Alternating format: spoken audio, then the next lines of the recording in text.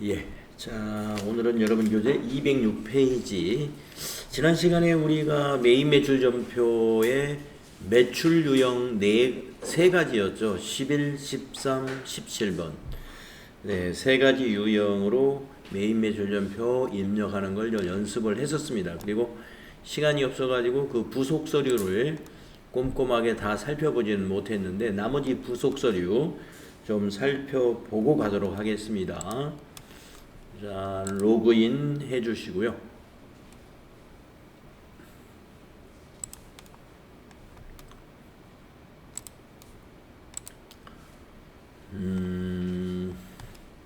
부가가치세 신고서를 우선 다시 한번 열어보겠습니다. 부가가치세 신고서가 어떻게 반영이 됐는가, 이거 상당히 중요하거든요. 자, 우리가 7월부터 8월 이렇게 두 달치의 데이터를 입력했기 때문에 부가가치세 기간으로는 2기 예정으로 작성을 하게 되겠습니다. 그래서 7월부터 9월 2기 예정 과세 기간으로 입력하시고, 신고 구분에서 정기 신고도 있고 수정 신고도 있고 합니다만은 정기 신고로만 작성을 해 보겠습니다. 자, 정기 신고로 이제 보시게 되면은 우리가 매출에 관한 자료를 입력했단 말이에요. 그러면 매출은 바로 이 부분에 반영이 됩니다. 부가세 신고서에서요. 그리고 이제 오늘 연습할 매입은 그 밑에 여기에 또 반영이 되게 되는데 아직은 매입 자료가 하나도 없죠. 자, 매출 자료를 보시게 되면은 우리가 11번 과세 매출 세금 계산서 발급분으로 입력된 거 다 1번 란에 기입이 됩니다. 1번 란에. 그러니까 우리 회사가 세금 계산서 발급한 것은 전부 다 1번에 해당이 된다 이거예요. 그래서 금액에는 공급가액, 세액에는 부가가치세를 입력하시면 되겠습니다. 딱 10%네요. 1억 1천만 원에 1,100만 원. 그러니까 만약에 우리가 프로그램으로 그 전자신고를 하지 않고 세무서에 방문해 가지고 서면으로 부가세 신고를 한다 하더라도 여기에 어디에 기입해야 되는지를 알아야 서면 신고를 가서 할 수가 있는 거죠. 그 거래 빈도가 그렇게 많지 않은 회사들은요, 지금도 부가세 신고 방문해 가지고 서면 신고할 수 있습니다. 전자 신고로 반드시 하는 건 아니거든요. 그래서 서면 신고도 우리가 가서 한다면은 이런 자료는 어디에 기입을 해야 되는가라는 걸 알아야 된다는 얘기입니다. 그래서 중요한 거예요. 그 다음에 우리가 그 신용카드 매출, 오상식인가 오성식인가 하는 사람에게 남성 바지 하나 파는 거 있었어요. 그 17번 카과 매출로 우리가 유형을 입력했는데, 신용카드 현금 영수증으로 판매한 것들이 다 3번에 기입이 됩니다. 9분에 신용카드 현금 영수증이라고 딱 적어놨죠. 네, 그래서 요 두 가지는 이제 확인이 되는데, 그러면 우리가 뭐도 입력했냐면은 잡지 판매한 거 14번 면세 매출, 이것도 입력을 한 게 있거든요. 근데 여기에 안 들어가 있어요. 왜 그러냐면은 면세는 과세가 아니기 때문에 과세 표준에 해당이 안 됩니다. 지금 이 부분은 매출 중에서 과세 표준으로 신고해야 되는 것만 이 부분에 보이는 거예요. 과세 표준으로 신고해야 되는 것만.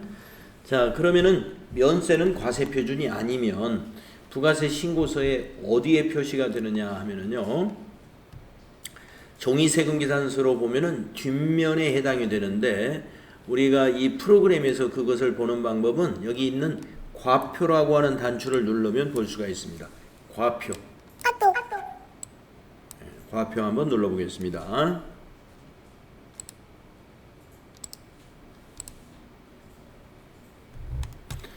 자, 과표를 클릭해 보시면은 이러한 과세표준 명세라는 창이 나오는데, 과세표준은 이쪽에 있고요. 여기에 있는 내용 그대로 이쪽으로 옵니다. 그리고 밑에 보시면은 계산서 발급 금액이라고 85번에 여기에 이제 항목 이름은 이렇게 되어 있습니다. 계산서 발급 및 수치 내용. 예. 계산서 발급 금액 40만 원이라고 집계되어 있는데 이게 뭐냐면 면세 수입이라고 하는 거죠. 면세 수입. 여기는 과세. 면세는 과세 표준이 아니기 때문에 이와 같이 따로 구분해서 표시가 됩니다. 그리고 만약에 이제 매입도 계산서 매입이 있으면 여기 86번에 여기에 표시가 되고요. 그래서 13번 면세 매출 그 계산서로 매출한 거 그것은 여기 85번에 기입을 하시면 되고요. 그 다음에 여기 81번에 도소매 의류 해가지고 여기다가 40만원. 종목의 의류는 아니겠죠. 도서주 이제 면세 사업을 겸하고 있다 그러면 종목이 의류 말고 다른 거 도서 판매 뭐 이런 식으로 종목이 하나 더 있을 거예요. 그거를 기입을 해주면 되는 것입니다. 자, 확인 눌러주시고요. 그러면 이걸 인쇄 버전으로 한번 보시겠습니다. 인쇄 버전. 자, 여기 상단에 있는 인쇄라는 단추 한번 눌러보시고요. 예, 종이로 된 부가가치세 신고서는 이렇게 생겼어요. 예, 그래서 밑에 보시면 2분의 1, 2분의 2, 예, 그 2-1은 앞면이 되겠고, 여기 화살표 하나 누르면 2-2 뒷면을 보시게 되는데, 뒷면의 그 아래쪽에 조금 전에 봤던 과표에서 봤던 내용, 면세사업 수익금액, 계산서 발급 및 수치명세, 그래서 면세 부분은 뒷면 맨 아래쪽에 이렇게 따로 표시를 합니다.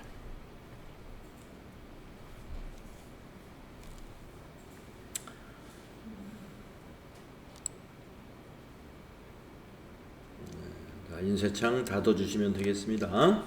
자, 그래서 부가가치세 신고서에 우리가 어디에 면세는 어디에서 확인하고 과세 표준은 어디에서 과세 표준과 세액을 확인하는지 확인해 봤습니다.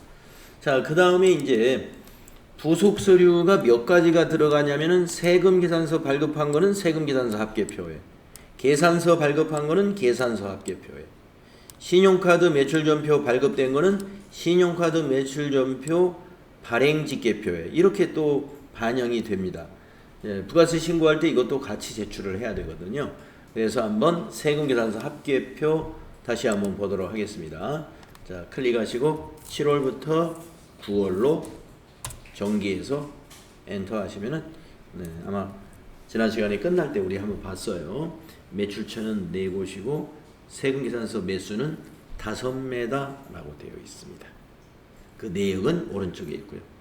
그 다음에 매출 세금 계산서를 보면은 이렇게 전자 외로 구분을 해서 신고를 하도록 되어 있단 말이에요.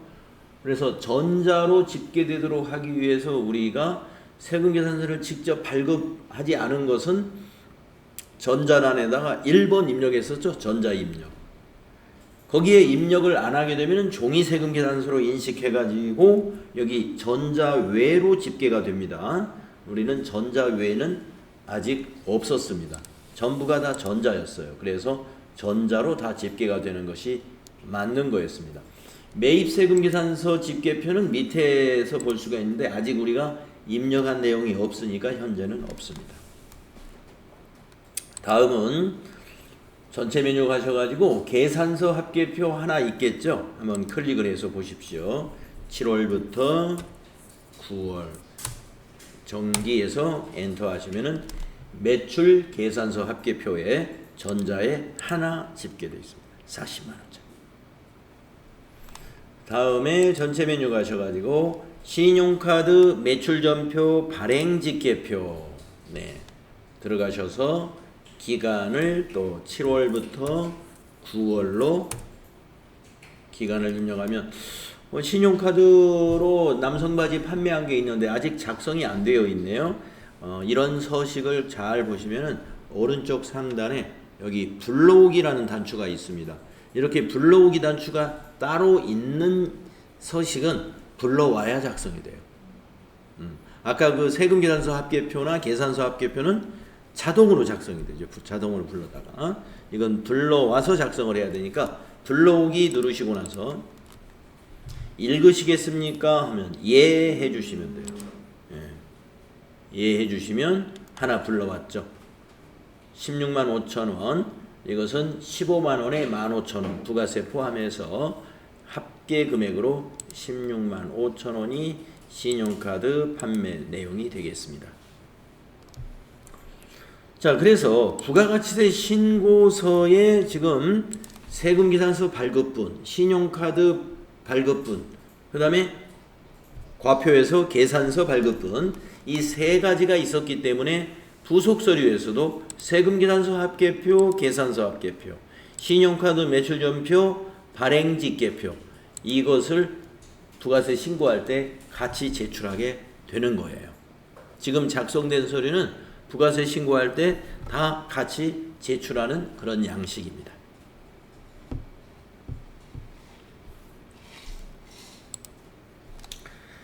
자, 그러면 이제 교재 207페이지나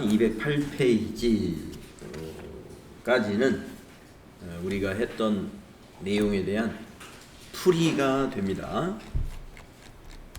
그래서 혼자 책으로 이렇게 공부하실 때는 이 풀이를 쭉 보셔도 뭐 우리가 컴퓨터로 프로그램에다 입력을 안 해보더라도 앞에 문제 보고 여기 뒤에 풀이 보고 하면 공부가 됩니다.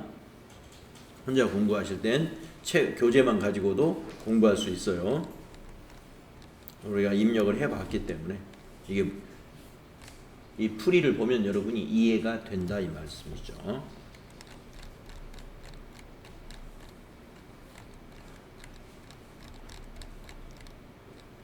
자, 그러면 이제 매출 유형 세 가지 시험에 나온다는 유형을 우리가 연습해 봤고요. 다음은 209페이지에 있는 수행과제 해보도록 하겠습니다. 자, 209페이지에 있는 수행과제는 매입 전표, 매입 유형만 이제 연습을 해보는데, 매입 유형은 FAT 1급에서 네 가지 유형이 출제가 된다 그렇게 알고 있었죠. 네, 그 네 가지 유형을 지금부터 하나씩 해보도록 하겠습니다. 다음 자료에 매입 매출 전표 입력을 수행하시오. 전자세금계산서 및 전자계산서는 전자세금란에 1번 전자입력이라고 입력하시오. 이렇게 되어 있어요. 시험에서도 이렇게 입력하라고 나옵니다. 자, 수행 1번. 스커트를 매입하고, 상품 스커트예요. 매입하고 대금은 현금으로 지급했다. 신규 거래처 4001번으로 등록하고 이제 그 거래처 입력을 할 때 등록을 미리 해야 되겠죠. 그래서 전표를 입력하는 그 화면에서도 거래처를 팝업창으로 띄워서 입력하는 방법이 있습니다. 그런데 제가 이렇게 그 수업을 해 보면은요,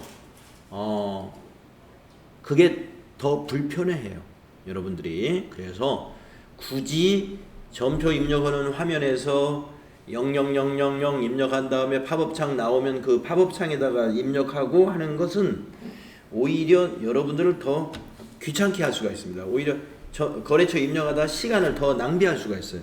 그 방법으로 하다가는. 그래서 우리가 해봤던 방식으로 그냥 하겠습니다. 자, 거래처를 등록할 때는 매입이니까 공급자가 거래처예요. 이 내용을 보고 우리가 거래처를 등록하면 됩니다. 자, 코드는 4001번이죠. 자, 우리는 어디서 해봤습니까? 기초정보관리에서 해봤다 이 말이죠. 자, 기초정보관리에 거래처 등록에 가요. 가가지고 지금 이 거래처는 매입 매출 거래처니까 일반이고, 혹시 은행 거래처를 등록해라 그랬으면 금융, 혹시 카드 거래처를 등록하라 그랬으면 카드 탭에다 한다는 거 여러분 알고 있죠? 자, 일반 거래처에다가 등록하겠습니다. 4001 엔터. 주식회사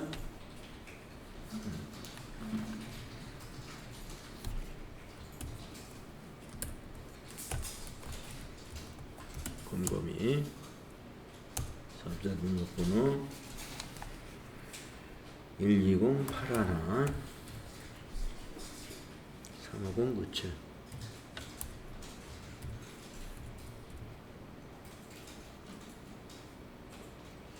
목표자 이하라. 전체 업태는 도소매, 종목은 의류. 주소는 그냥 우편번호로 하지 마시고 그냥 타자 하세요. 서울시 노원구 종기로 8길 10일 종기로. 이메일 주소는 추가사항에다 입력해 주세요. 추가사항에 이메일 주소 4번에다 입력하면 됩니다.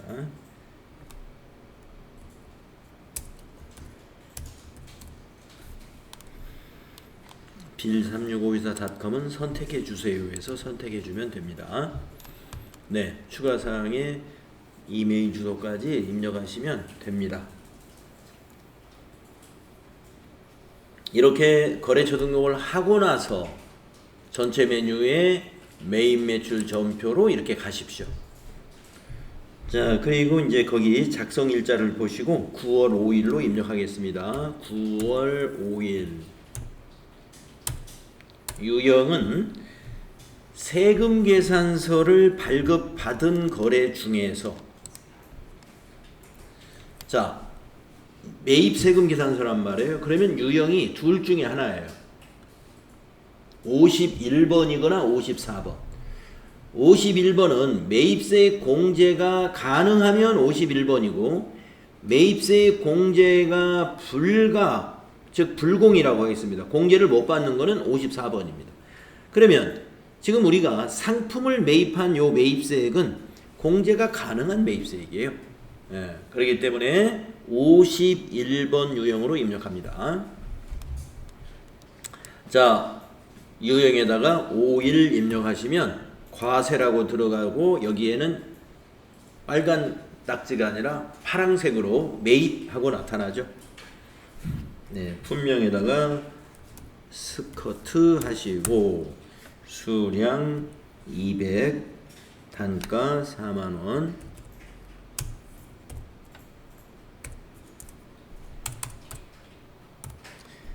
거래처는 곰곰이, 전자세금이니까 1번 해주셔야 되고요. 분계는 보니까 현금으로 매입했네요. 밑에 보면 현금란에 880만원이 기입되어 있죠. 분계는 그러니까 1번이 되겠습니다. 자, 우리가 그동안 매출 전표를 입력할 때 부가세는 부가세 애수금이었습니다.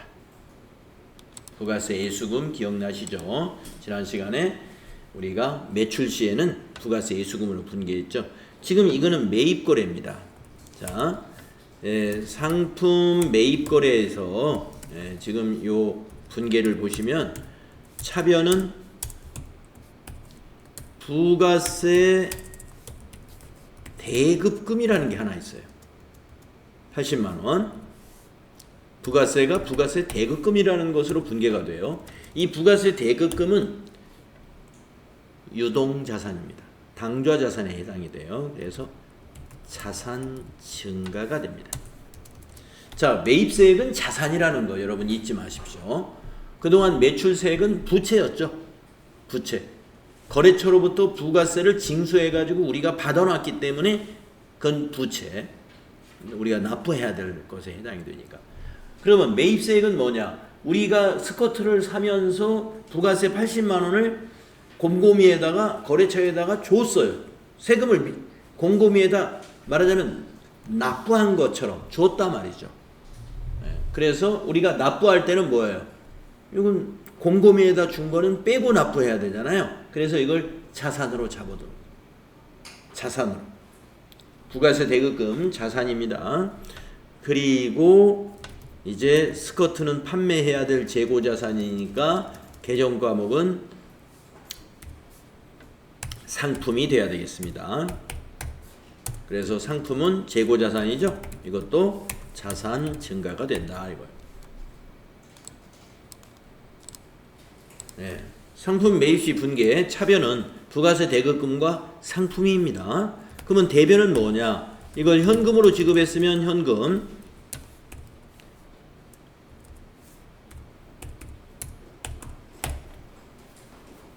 자산 감소가 되겠죠. 만약에 외상으로 구입했다 그러면 외상 매입금, 부채 증가가 되겠죠. 보통예금에서 이체했다 그러면 대변에 보통예금이라는 자산이 감소하게 되겠죠. 그래서 대변은 뭐 여러 가지 형태가 나올 수 있어요. 현금, 뭐 보통예금 또는 외상매입금 이런 것 등이 올 수가 있는데, 상품을 매입했을 때 차변은 항상 이겁니다. 차변은 상품을 매입했다 그러면 차변은 부가세 대금하고 상품밖에 올 게 없어요.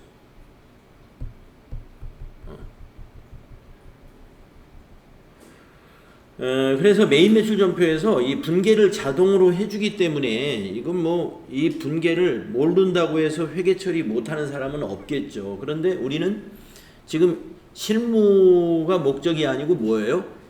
자격증이 목적이에요. 자격증. 예, 자격시험을 봐야 돼요. 그 자격시험에서는 이 분계를 아느냐 모르느냐 이게 굉장히 중요하단 말이에요. 시험에서는 실무에서 자동으로 되는 거니까 내가 몰라도 된다. 이게 아니다 이거죠. 예, 상품 매입 시 분계, 이거 아주 중요한 분계예요. 꼭 알고 있어야 됩니다. 그래서 우리가 이 전산화되면서 프로그램에서 자동으로 이루어지는 이런 분계들에 대해서 우리가 몰라도 되는 것은 아니다 이겁니다. 꼭 알아야 됩니다.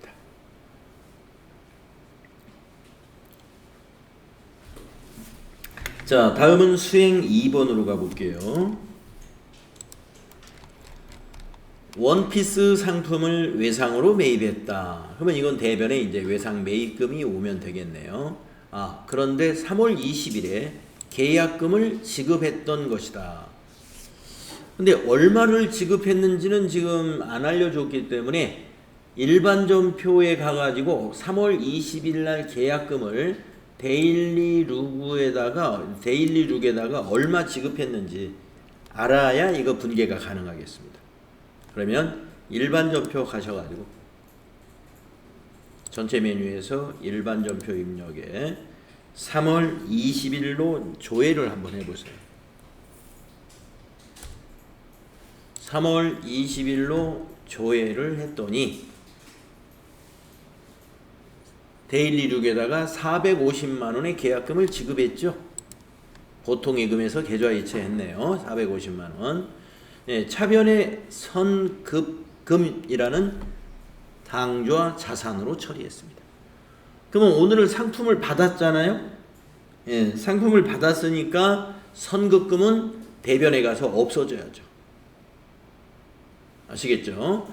그래서 조금 있다가 분계할 때 이 선급금을 말이죠, 대변에 기입한다는 거 기억하시고 450만원을 메모지에 메모해 놓거나 아니면 컨트롤 C 이렇게 450만원을 복사를 해와도 좋습니다. 자, 그러고 나서 이제 확인했으니까 매입 매출 전표로 다시 온 다음에 이제 전표를 입력합니다. 9월 10일 날이죠. 자, 9월 10일로 날짜 바꾸시고, 자, 유형이 세금계산서 매입입니다. 그리고 매입세 공제가 됩니다. 그런 것은 51번이다 그랬죠. 5일. 네, 품명은 원피스. 수량 500. 첫 번째로 찾은 곳은 오산시의 대구로 71. 번길 내에 있는 술입니다.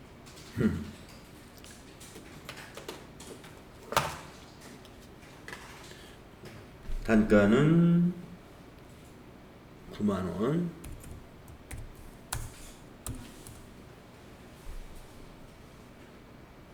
(500개) 9만원 맞죠? 네, 거래처가 대일.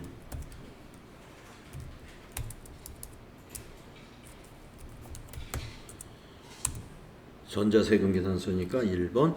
혼합으로 해야죠. 분계는 혼합하시게 되면은 우리가 매출에서는 혼합을 했을 때 차변이 완성됐거든요. 매입은 반대로 대변만 완성을 딱 해놓습니다. 네, 우리가 상품을 매입했기 때문에 아니야 거꾸로 말했네요. 매출은 대변만 완성이 돼 있었죠. 매입은 차변이 완성이 돼 있습니다. 네, 아까 조금 전에 거꾸로 말했어요. 그래서 아까 말한 대로 상품을 매입했다라고 하면은 차변에 오는 것은 딱 정해졌어요. 부가세 대급금, 세금은 부가세 대급금, 그리고 차변의 상품, 이게 딱 정해져 있습니다. 그대로 두시고 세 번째 줄로 내려가지고 4번 대변에다가 아까 그 선급금 먼저 정리할까요? 선급 131번 아까 복사해왔으면 컨트롤 V, 메모했으면 450만 원을 거기다 입력합니다. 그리고 엔터 하시면 네 번째 줄로 내려오죠. 이번에도 대변 외상 매입금이죠. 나머지는 외상으로 매입했으니까 외상 매입금 251번, 금액은 나머지가 거기 빨강색으로 차액이라고 이렇게 보여줍니다. 그 금액을 입력하면 돼요. 4,500만 원. 45 플러스 마지막엔 탭키를 딱 치면은 거래처로 커서가 옵니다. 외상 매입금의 거래처 뭐 그대로 두면 맞는 거죠. 바꿀 필요는 없죠.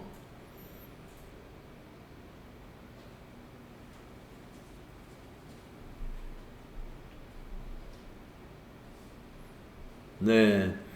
자, 51번 과세 매입으로 입력하는 유형 두 가지 해봤습니다. 다음 페이지로 넘어가서 수행 3번을 보도록 하겠습니다. 자, 수행 3번은 관리부에서 사용할 업무용 컴퓨터를 외상으로 구입했다라는 내용입니다. 앞에 두 건하고 이번에 건의 다른 점이 뭐냐 하면은 앞에 두 건은 전부 다 재고자산을 매입하는 것이었어요. 상품 매입하는 것이었습니다. 그래서 분계를 그냥 그대로 두면 되는 건데 이번에도 이제 분계를 해보면 알겠는데 이거는 그대로 두면 안 될 겁니다. 왜냐? 그대로 두면은 아까 차변이 뭐였어요? 부가세 대급금하고 상품. 항상 그렇게 분계를 해주거든요. 이게 알아서 컴퓨터니까 비품이겠지 하고 품목을 컴퓨터라고 입력하면은 비품으로 딱 분계가 되는 그 정도까지는 아직 자동화가 안 됐어요. 네. 품명을 입력한 걸 보고 인식해가지고 계정 과목을 이게 찾아준다. 얼마나 좋겠습니까? 네, 그렇게 하면 뭐 너무 좋겠죠. 네, 아직 그렇게 안 돼 있어요. 그래서 이건 계정 과목을 우리가 고쳐줘야 됩니다. 상품을 비품으로 고쳐야 될 것이다. 자, 그 다음에 또 하나 다른 점은 이 세금계산서라고만 되어 있고 앞에 전자라는 단어가 없죠. 네. 그래서 이거는 전자세금란을 그냥 비워놔야 돼요. 전자로 하면 안 돼요. 이건 종이니까. 예, 그거 체크했습니다. 자, 그러면 점표를 이제 입력하겠습니다. 날짜는 9월 15일이니까요. 자, 매입 매출점표 날짜를 15일로 바꿔주시고 유형은 세금계산서 매입이니까 그리고 요 매입세액 12만원 공제가 가능한 거예요. 이것도. 그러니까 50일이에요. 매입세액 공제가 가능한 매입세금계산서는 다 50일입니다. 네, 분명의 컴퓨터 수량은 하나, 단가는 120만원,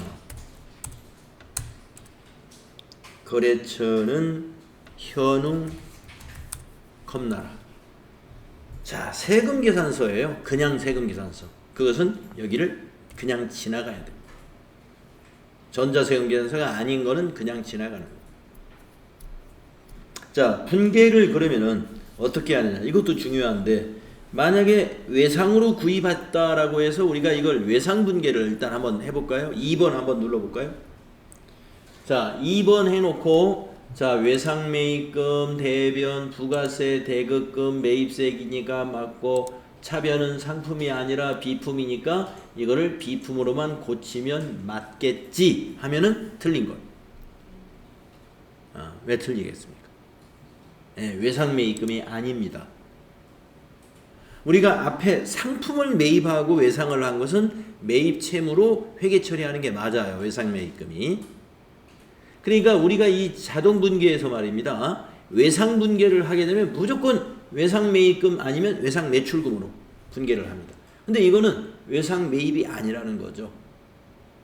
재고 자산이 아닌 것이니까. 그래서 재고 자산 아닌 것은 외상 거래다 하면은요, 미지급금이라고 해야 돼요. 미지급금. 그래서 외상에는 두 가지가 있어요. 개정 과목이. 미지급금으로 해야 될 외상이 있고 외상 매입금으로 해야 될 외상이 있다.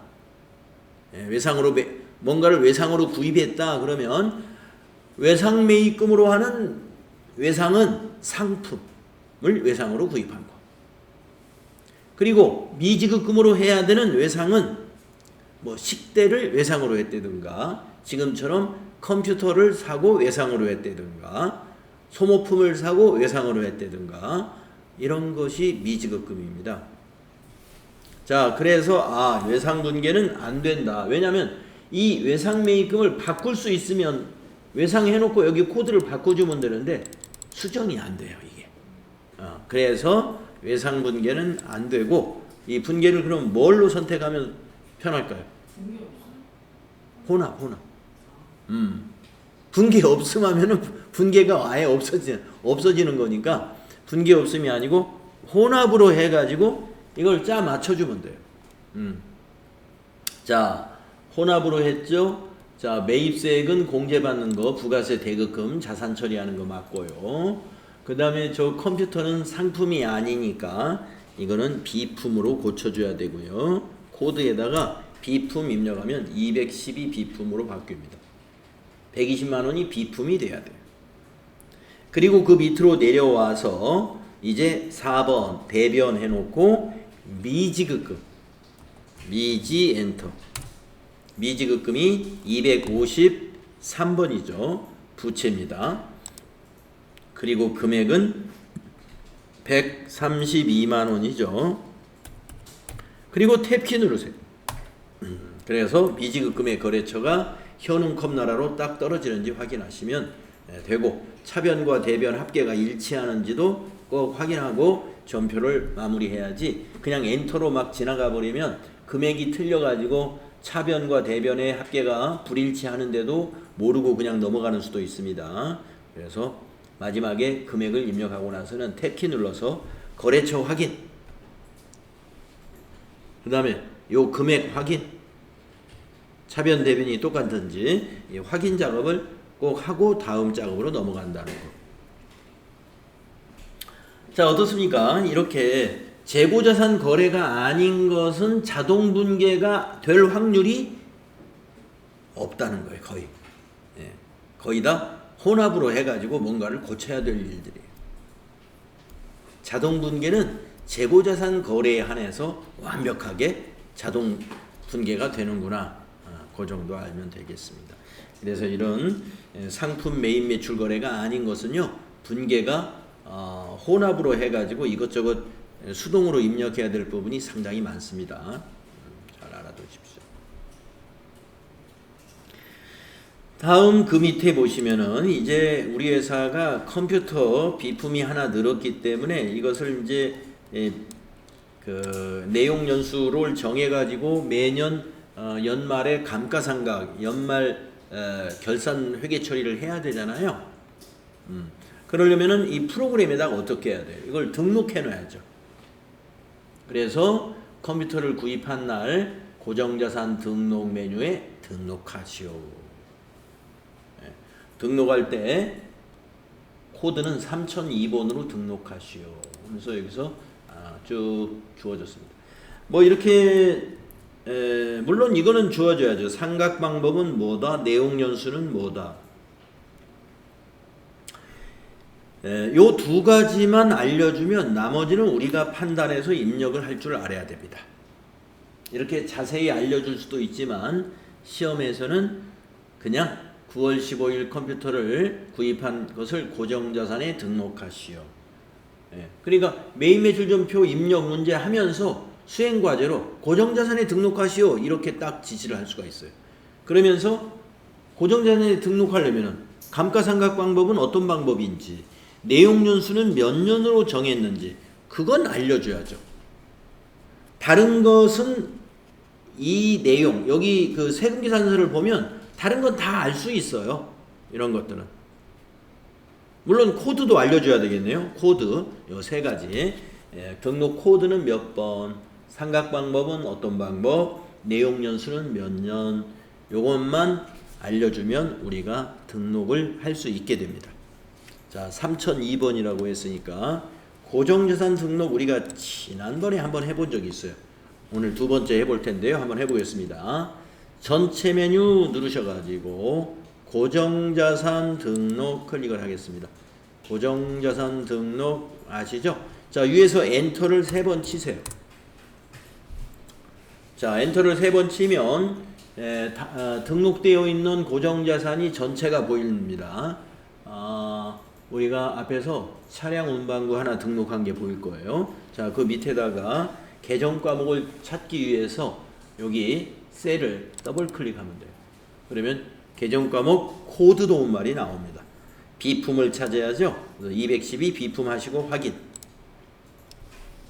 네, 그 코드를 3002라고 입력합니다.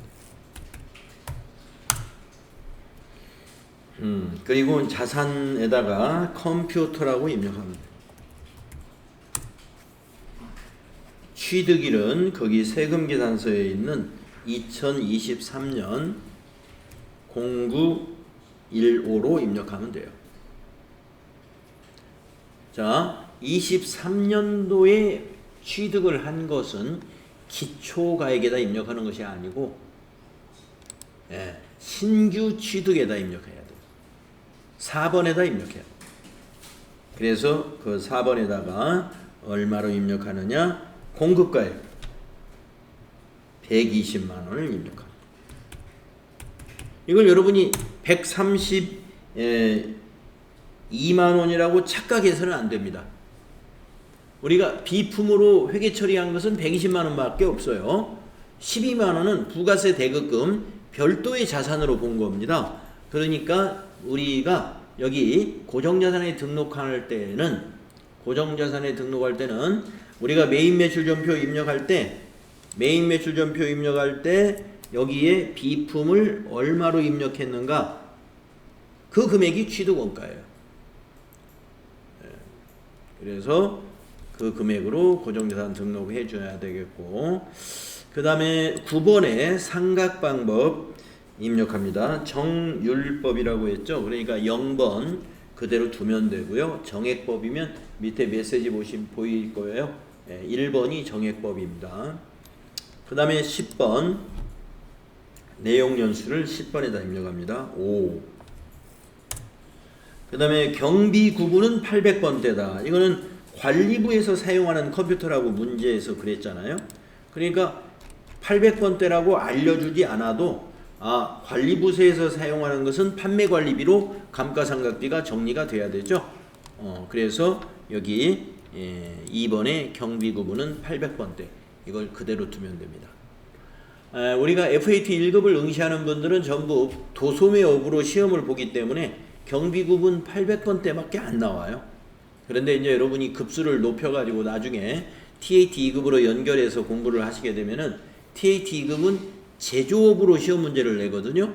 그러니까 공장에서 사용하는 거다. 그러면 그건 제조원가로 들어가야 돼요. 그래서 여기 경비 구분을 500번대로 해야 되고, 지금처럼 관리부, 영업부 이런 데서 사용하는 거다. 그러면은 경비 구분을 판매관리비로, 감가상각비를 판매관리비로 분류하기 위해서 800번대로 두시면 됩니다.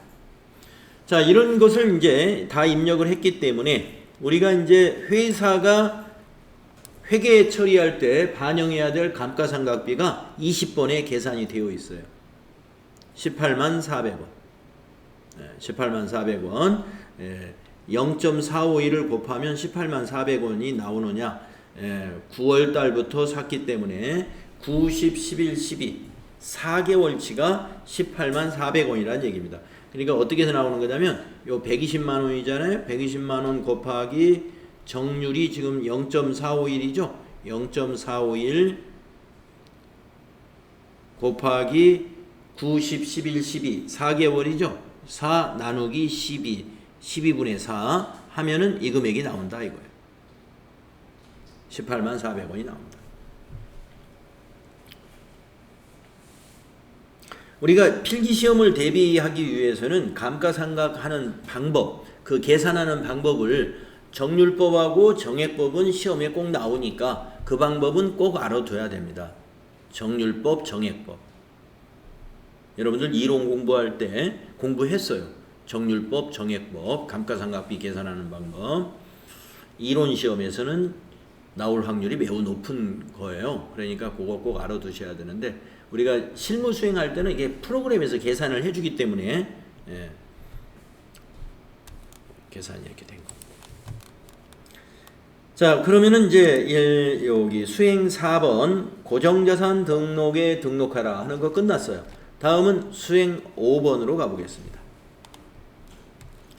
신입사원 FAT 교육비를 현금으로 지급하였다라고 하면서 밑에 세금 계산서가 아니라 계산서죠. 계산서 수취한 거래입니다. 계산서 발급한 거래는 우리가 판매에서 매출에서 13번 유형으로 했지 않습니까? 계산서 받은 거예요. 이거는 계산서 수취 거래는 53입니다. 53. 유형이 54. 계산서 발급한 것이 13이었죠? 뒤에가 3이에요. 계산서는 뒤에가 3자예요. 뒤에가 3. 계산서 발급한 것은 14. 계산서 받은 것은 54. 우리가 받은 것을 수취했다 그러죠? 수취했다. 미래교육원에서 받은 겁니다. 자, 왜 계산서일까요? 교육비가 면세이기 때문에 그 미래교육원에서는 세금 계산서 해주세요 우리가 하면은 계산서 해달라나 보다 하고 미래교육원에서는 면세사업자니까 계산서를 발급해주면 됩니다. 자, 그러면 입력하겠습니다. 대금은 현금으로 지급했습니다. 자, 9월 20일이네요. 자, 날짜 메인 매출 전표 입력으로 가가지고 날짜를 9월 20일로 고치고 유형이 53이라 이거죠. 계산서 수치는 54. 자, 품명에다가 FAT 교육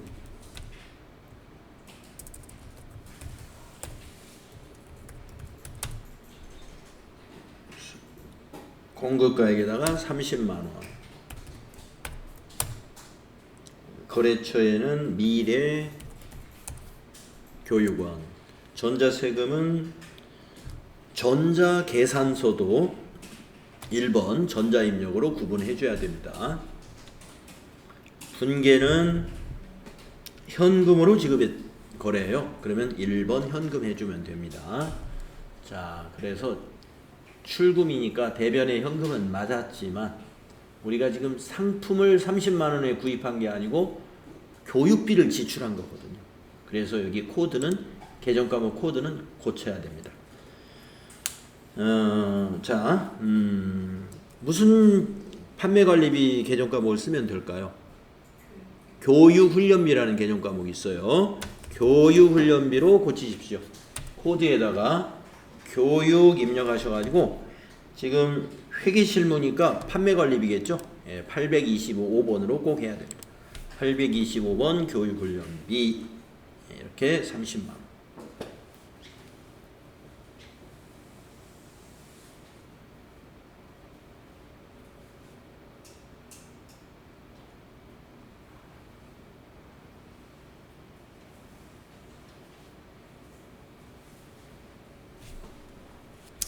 네, 53번 면세 매입 해봤습니다. 그러면 이제 우리가 51번, 53번 두 가지 해봤는데, 네, 51번, 53번 두 가지 유형을 해봤어요. 자, 그 다음에 이제 211페이지 한번 보십시오. 211페이지 보시면은 공제받지 못할 매입세액이다라고 표를 하나 만들어 놓은 게 있어요. 네. 자, 매입세액 불공제되는 유형이 8가지가 있습니다. 여기에 해당되는 것은 매입세액을 공제받을 수 없는 내용입니다. 자, 첫 번째. 세금 계산서를 받았는데 미수령이네요. 미수령. 안 받았거나 필요적 기재사항이 불분명한 매입세액이다. 뭐 세금 계산서 대신에 신용카드 매출전표 같은 거 받으면 그건 됩니다. 네. 아무튼 이건 여기서 세금 계산서 미수령이라는 것은 하여튼 증빙을 안 받았다라고 보시면 되겠고, 그런데 또 세금 계산서를 받긴 받았는데 필요적 기재사항 이것이 불분명하다. 그러면 그 무슨 얘기냐면요, 우리가 세금 계산서에 보면 필요적 기재사항 여러분들 기억하실는지 몰라요. 공급자의 사업자 번호, 공급자의 성명이나 이름, 그 다음에 작성일자, 그 다음에 공급가액, 세액, 그리고 공급받는 자의 사업자 번호. 여러분 세금 계산서 공부할 때 세금 계산서에 필요적 기재사항이다라고 정리해 놓은 내용이 있어요. 그거 중요합니다. 잘 기억하시고. 그 다음에 두 번째, 매입처별 세금 계산서 합계표 미제출 하거나 그 세금 계산서 합계표를 부실 기재했다. 그래서 세금 계산서를 받았더라도 세금 계산서 합계표라는 그 부속 서류 있죠? 우리가 매출 입력하고 우리 조회해 봤잖아요. 그걸 제출하지 않으면 공제 못 받는다라는 그런 얘기입니다. 자, 그 다음에 세 번째, 사업과 관련 없는 지출. 사업과 관련 없는 지출이다. 그런 게 뭐가 있을까요? 회사에서 구입을 했는데 회사에서 안 쓰고 만약에 대표이사 집에서 쓴다. 이런 것들은 사업과 관련 없는 것들이에요. 아까 만약에 컴퓨터를 샀다고 했단 말이에요. 그거는 이제 우리가 사업과 관련이 있기 때문에 관리부에서 쓰기 때문에 우리가 매입세 공제 받겠다고 51번으로 입력했잖아요. 근데 만약에 대표이사 가정에서 사용할 컴퓨터를 사고 우리 회사가 세금 계산서를 받아왔다. 대표이사 집에서 쓴다 이거예요. 그거를 그러면 사업과 관련 없는 사용이 되죠. 이런 것들은 50 불공이 된다. 다음에 4번, 비영업용 승용차 구입이나 임차나 유지와 관련된 매입세. 그래서 영업용 승용차는 운수업이나 렌트카업이나 또는 그 자동차 운전학원이나 이런 곳이 그 영업용 승용차입니다. 나머지 업종에서는 승용차 하면은 다 비영업용 승용차예요. 그래서 비영업용 승용차와 관련된 매입세액은 매입세 공제를 못 받습니다. 다만 승용차 중에서도 밑에 읽어보면은 자, 운수업, 렌트카업과 같이 승용차를 직접 영업에 사용하는 수익 창출을 하는 것이 아닌 것으로 8인승 이하 100일량 1000cc 초과 100일량 1000cc까지는 매입세 공제돼요. 100일량 1000cc 초과되는 승용차만 매입세 공제가 안 된다 이런 얘기입니다.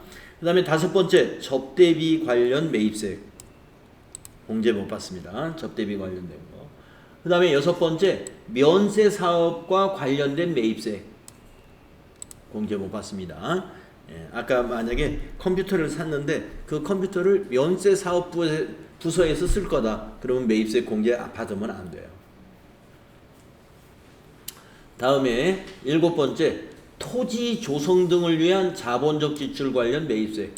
토지와 관련된 매입세액은 공제 못 받는다. 토지는 원래 면세죠. 그러니까 매입세액이 없죠. 토지 자체에는. 그런데 토지 조성을 한다는 것은 뭐예요? 토지가 있으면 조성이라는 것은 뭐냐면 토지에다가 축대도 쌓고 거기에 뭐 장마에 대비해 가지고 이런 하수구도 만들고 하는 그런 토목공사.